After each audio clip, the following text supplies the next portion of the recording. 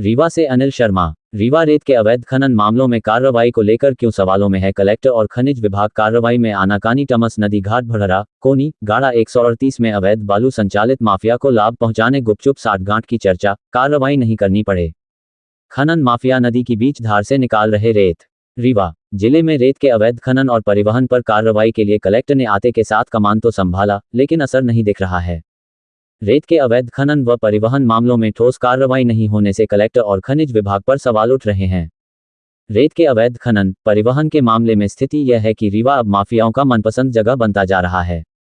यहां खुलेआम रेत का अवैध खनन होता है। दिखावे की कार्रवाई से माफियाओं का हौसला लगातार बढ़ रहा है।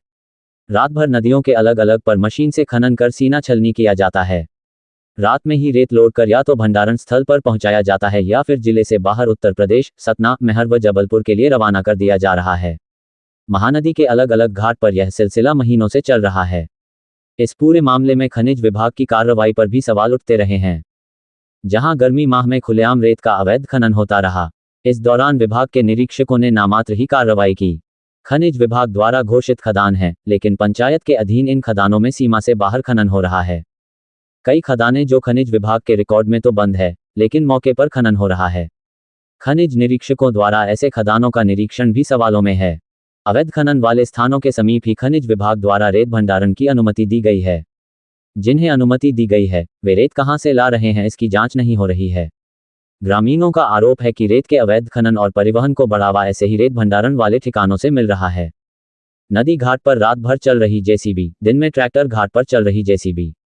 खनिज विभाग से बोले तो जांच करने गए तो भाग गए अवैध खननकर्ता। गांव में घाट से कुछ दूरी पर रात में खुलेआम जेसीबी मशीन से रेत का अवैध खनन किया जा रहा है। ग्रामीणों का आरोप है कि इसमें नेता का नाम सामने आ रहा है। नदी पर अवैध खनन के बाद रात में ही रेत जिले से बाहर भेज दिया जा रहा है। ग्रामीणों का आरोप है कि एक भी रेत का वैध खदान स्वीकृत नहीं है, फिर रेत खनन कैसे हो रहा है।